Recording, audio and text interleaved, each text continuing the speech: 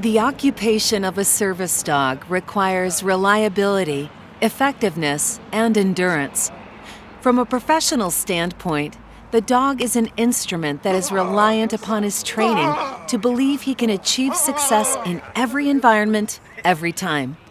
This mindset is critical, and although reliant on a strong genetic component, it's largely solidified through proper training and careful repetition and progression.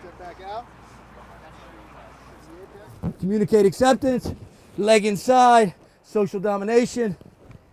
Everything is right. Good job, man. Oh, good job. He's not gravitating to the outside of my core. He's staying in the middle. Everything is right. The ideal canine is like a finely tuned instrument made so by careful manipulation and maintenance. Because he has to achieve consistency in unlimited environments, the dog relies upon his trainer and helper to manipulate, strengthen, and sharpen his skills. Proper training will harden his resolve to the degree that he believes success is inevitable. Oh. Yo! Ground fighting, same thing. You want to sit up. Oh, dog on top. Once again, I've got the safety valve in place. Ah, ah, ah, ah. Good show, buddy. Good show. I can even go head to head if I want with him now. You can go head to head. Ayo. Oh! Oh! Oh! I make him believe he's actually pushing me around this field. This resolve is forged through the helper, the conduit from training to service. The dog's relationship with the helper, equipment, changing environments, and communication are what prepare the dog for long dark alleys and critical deployment where reliability is required.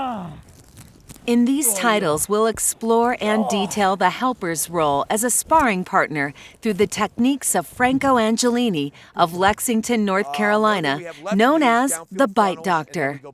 Franco is an international seminar presenter in canine bite technique for police, military, and special forces.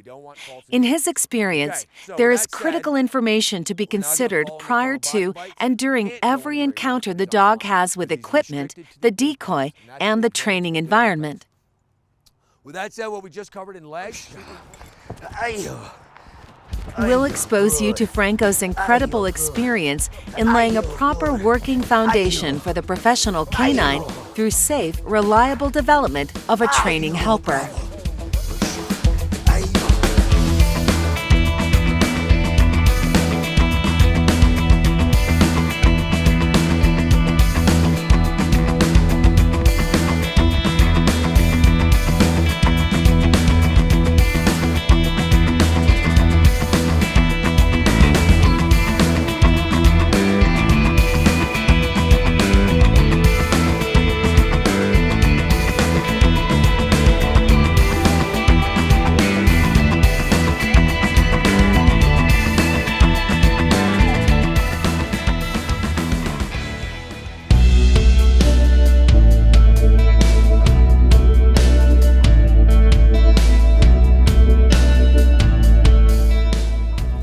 I can apply tactile.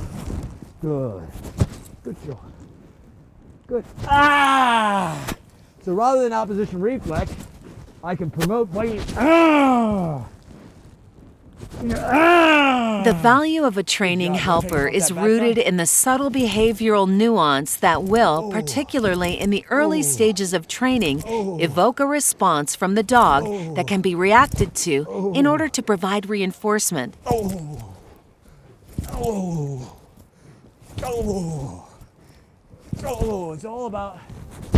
This ability is generally unnatural in all but the few that approach dog work from an understanding of canine behavior.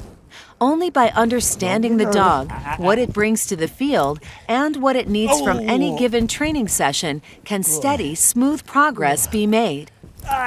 To truly benefit from this instructional video, it's important that we discuss the dog in terms of the ingredients of its genetics, character, and temperament, so that we can develop a sense of the helper's role.